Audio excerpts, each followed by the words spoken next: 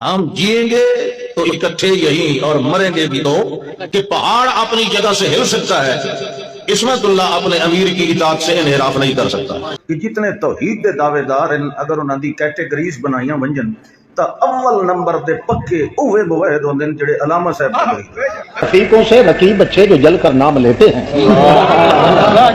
बुलों से खार बेहतर हैं जो दामन थाम लेते हैं।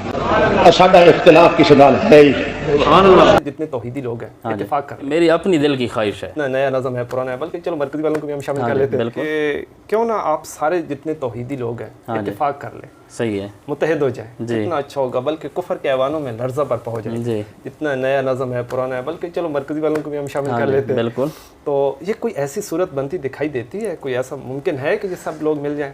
देखें, ये जो आपने बात की है मेरी अपनी दिल की ख्वाहिश है भाई। इख्तिलाफ नहीं, इमाम अबू हनीफ़ा और इमाम अबू यूसुफ का, इमाम मोहम्मद का इख्तिलाफ हो सकता है, उस्ताद ने उनको शागिर्दों को जमात से नहीं निकाला। बिल्कुल। अच्छा, इमाम ज़ुफ़र, ये जो उलमा सुनेंगे उनको पता है इमाम ज़ुफ़र जो हैं उनके जो अक़वाल वो अक़वाल शाज़ा होते हैं और ऐसे ऐसे अक़वाल होते हैं, यकीन हमारे अगर आज हमारी जमात में इमाम ज़ुफ़र होते तो इमाम ज़ुफ़र पर मुर्तद और ज़िंदीक पता नहीं क्या क्या फतवे लग चुके होते। अच्छा। इमाम ज़ुफ़र बहुत सारे मसाइल में, अब मसला मैं आपको एक मिसाल दूँ, वज़ू के अंदर हम कहते हैं यहाँ तक धोना फ़र्ज़ है जी, ये कोनी धोनी है, ठीक है। तो वमसहू बिरुऊसिकुम वारजुलकुम इलल काबैन, इससे पहले जो है वअयदियकुम इलल मराफ़िक, मराफ़िक के अंदर ये कोनी समेत धोना है। इमाम ज़ुफ़र कहते हैं यहाँ तक धोना है। अच्छा, वो कहते हैं ये कोनी नहीं धोनी। अब हो गया, इख्तिलाफ हो गया तो गए। अच्छा, अब अगर हमारे यहाँ ये चीज़ हो तो हम तो कुफर का फतवा नहीं लगाएंगे। बिल्कुल। अच्छा, और इसके अलावा अब मैं यहाँ जिक्र नहीं करता, बहुत से मसाइल हैं फ़िकी, तो इमाम ज़ुफ़र, इमाम अहमद, तो इन मसाइल को अगर सामने रख लें, सिर्फ एक हिदाया को रख लें, कुदूरी को रख लें, कंज़ को रख लें, शरा विकाया को रख लें, हम कहते हैं कि उनके इख्तिलाफ हमारे इख्तिलाफ से बड़े हैं छोटे हैं। जब वो इतने बड़े बड़े इख्तिलाफ होने के मनी तक के इख्तिलाफ है, बिल्कुल मनी तक के पाक ना पाक में इख्तिलाफ है, अगर वो एक दूसरे की इज़्ज़त एहतराम मुसलमान समझते हैं तो हमें भी इख्तिलाफ राय के साथ कम अज़ कम ये है कि अहले तौहीद को इकट्ठा होना चाहिए, या मिल बैठ के मसाइल, मिल बैठ कर, मिल बैठे। हाँ, मैं जी यहाँ तक आ सकता हूँ, हाँ जी, आप कहाँ तक जा सकते हैं, मतलब इस तरह करके कोई सूरत तो उसके अंदर ये है कि एक आदमी है बिलफर, यही मसला है समा वाले, एक आदमी के जी यहाँ तक हम आपके साथ हैं, मसले तक फतवे पर हमारा इत्मीनान नहीं है, या हमारी इल्मी पहुँच नहीं है, या हमें उनके मज़हब का इतना मुताला नहीं है, तो ठीक है, कोई मसला नहीं। या इसी तरह जो दीगर मसाइल है, अहले तौहीद की सुलह होनी चाहिए। और मेरा नज़रिया ये है कि अगर अल्लाह करे कभी इस तरह हो, मरकज़ी इशात के साथ भी हमारी सुलह हो।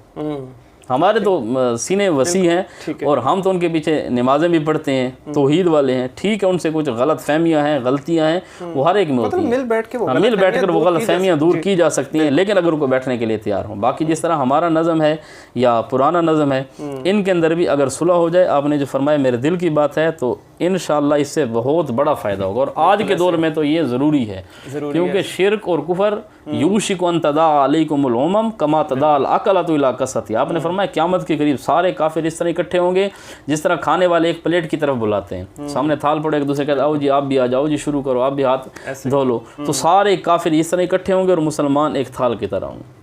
तो हमें भी ज़ाहिर बात है उनका जब मुकाबला करना है तो मुकाबले के लिए इत्तिहाद इत्तिफाक करना पड़ेगा, और इख्तिलाफ के बावजूद भी इत्तिफाक करना ये भी शरअन साबित है। इख्तिलाफ बेशक होता रहे। ऐसे चलें, बहुत शुक्रिया मौलाना साहब, आपने बहुत तफसीली गुफ्तगू फरमाई। लेकिन मैं आखिर पे एक जो है ना बहुत अहम सवाल आपकी खिदमत में रखना चाहता हूँ। मैं चूँकि सोशल मीडिया से वाबस्ता हूँ और हर मकतबा फ़िक्र के लोग आते हैं, अपनी राय देते हैं, कमेंट, और मैं इस हक़ में हूँ कि जायज़ तनकीद करनी चाहिए। लेकिन अब जो ये मजहबी तबका है ना, इसमें एक चीज़ मैंने देखी है कि ये इंतहाई मुतशद्दिद है, मतलब सबकी बात नहीं कर रहा, लेकिन कुछ लोग ऐसे हैं कि वो मुतासिब भी हैं, मुतशद्दिद भी। अच्छा, वो अगर ये कहें कि देखो जी बाकी सियासी समाजी जितनी जमातें हैं, लोग हैं, वो भी तो ऐसे ही कर रहे हैं, तो ये कोई दलील नहीं है, क्योंकि आप तो मजहबी लोग, आप आइडियल हैं उन लोगों के लिए, आपने तो मिसाल बनना था।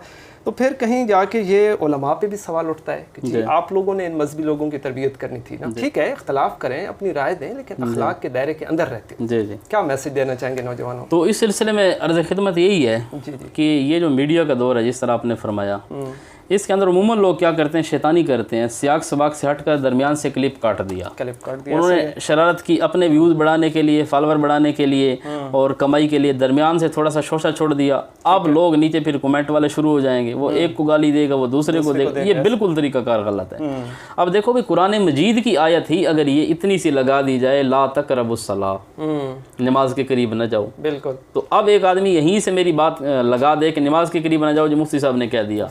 भाई अगली बात तो सुनो, वान तुम सुकारा मैंने पढ़ा है या नहीं पढ़ा? वान तुम सुकारा, नशे की हालत में नमाज के करीब न जाओ। तो इसी तरह होता है। तो ये उलमाए किराम, उनकी भी जिम्मेदारी बनती है। हम आपके शजर टीवी के तवस्सुत से भी लोगों को कहना चाहेंगे कि उलमा आपस में बड़े हैं, उलमा के इख्तिलाफ होते हैं, होते रहे हैं और होते रहेंगे, लेकिन अवाम का करें। अब देखो हज़रत मूसा अलैहिस्सलाम, उन्होंने हज़रत हारून की दाढ़ी से पकड़ा, सर के बालों से पकड़ा, और उन्होंने फरमाया यबन उम्मा ला ताखुज़ बिलिह्यती वला बिरासी ला तुशमित बिल आदा, दुश्मन को खुश ना करो, मेरी दाढ़ी से ना पकड़ो, बालों से ना पकड़ो। अब किसी नबी की दाढ़ी को पकड़ना ये कुफर है, किसी नबी के बाल पकड़कर खींचना ये कुफर है। इससे ज़िम्नन ये भी साबित हो गया कि नबी की दाढ़ी थी और इतनी भी थी कि वो पकड़ी जा सकती थी, और बाल भी थे, जो टिंड वाली मखलूक है ना अलग, तो ये चीज़ नहीं थी। मतलब है कि दाढ़ी और सर के बाल पकड़ना कुफर है, लेकिन हज़रत मूसा अलैहिस्सलाम ने पकड़ी, उनकी जेहत बराबर है, दोनों नबी हैं, तो उन्होंने अगर पकड़ा तो कोई मसला नहीं। बिल्कुल। अब एक तरफ माँ है, एक तरफ बाप है, उनकी लड़ाई हो जाए कोई मसला नहीं है। अब औलाद का यह हक़ नहीं बनता कि वो माँ के बालों से पकड़े या बाप के गिरबान से पकड़े। उसका काम ये है कि वो दोनों की सुलह करा सकता है, कराए, वरना साइड पर बैठे, वो कहे भाई मेरी माँ है, मैं इसकी इज़्ज़त करता हूँ, ये मेरा बाप है जी, मेरे लिए वसीला बने दुनिया में आने का, मैं इसका एहतराम करता हूँ। तो हमारे जो नौजवान साथी हैं उनको हम यही कहेंगे, उलमा जो बड़े हैं, नए नज़म के हैं, पुराने नज़म के हैं, जो भी हैं, एक दूसरे पर तनकीद करें तो वो करें बेशक, लेकिन आप कहें जी ये भी आलिम है, मेरे लिए बराबर है, ये भी मेरे लिए बराबर है, तो उनकी ज़ाती, हाँ एक एक मसले के अंदर इख्तिलाफ हो, ठीक है, तो मसले की वजह से अगर इख्तिलाफ है तो कोई मसला नहीं है। तो उसमें थोड़ी सी अगर शिद्दत हो भी जाए, तो ये हज़रत मूसा अलैहिस्सलाम ने जो दाढ़ी पकड़ी थी, ये मसले की वजह से थी कि कौम शिरक कर रही थी। अगर मसले की वजह से एक मौलवी दूसरे मौलवी पर अगर सख्ती कर दे, मेरा एक क्लिप है ज़िंदगी में एक ही, अच्छा, वो जो मुफ्ती साहब ने बड़ी सख्ती कर दी फला आलिम पर, भाई उसका पस मंज़र तो देखो, उन्होंने जो फतवा दिया उस फतवे को जो देखो, उस फतवे को देखो, फिर जो पूरी तकरीर नहीं सुनी गई वो भी दरमियान में क्लिप लगा दे, उसका पस मंज़र देखो। वहाँ पर जो सख्ती हुई है वो गैरत तौहीद की वजह से हुई है, वो सहाबा किराम की इज़्ज़त और नामूस की वजह से हुई है। और मैं तो अल्हम्दुलिल्लाह इस पर आज भी कायम हूँ कि वो फतवा बिल्कुल गलत था। अगर किसी मसले की वजह से इख्तिलाफ है तो उसमें उलमा पर तनकीद कर सकते हैं, अगर सख्ती भी हो जाए चलो वो उसका और अल्लाह का मामला है, बिल्कुल, लेकिन अवाम का यह हक़ नहीं बनता कि एक की तरफ होकर दूसरे को गालियाँ दे। तो ज़ाती तनकीद करना मैं इसके हक़ में नहीं हूँ, किसी की ज़ात पर कीचड़ उछालना, हमारे ज़ात किसी के साथ, अब आपने काली साहब का नाम लिया, मरकज़ी का नाम लिया, हमारे उनके साथ मैंने बताया 27 मसले तो वो हैं बड़े बड़े जिनमें इख्तिलाफ है और सही मसले हैं, लेकिन उसके बावजूद हमें क्या ज़रूरत है कि हम उनकी तौहीन करें। बिल्कुल ठीक है, उनके साथ हमारा मसले में इख्तिलाफ है तो मसले का इख्तिलाफ अलग है, लेकिन ज़ाती तौर पर हम उनके गालियाँ देना या उनकी तनकीद करना इसको अच्छा नहीं समझता। तो एक मुसलमान को खामखा गालियाँ दी जाएँ तो इससे बचना चाहिए। बाकी जो आपने सुलह की बात की तो अल्हम्दुलिल्लाह वो होनी चाहिए, हम उसके हक़ में। इसी के साथ इजाज़त चाहेंगे मुफ्ती साहब। नाज़रीन हमें दीजिएगा इजाज़त। और मुफ्ती साहब ने माशाल्लाह बड़े तफसीली अंदाज़ में आपसे गुफ्तगू की है, तमाम सवालों के बड़े खूबसूरत अंदाज़ में जवाब दिए हैं। बहुत शुक्रिया। बहुत शुक्रिया जी आपका, जज़ाकल्लाह।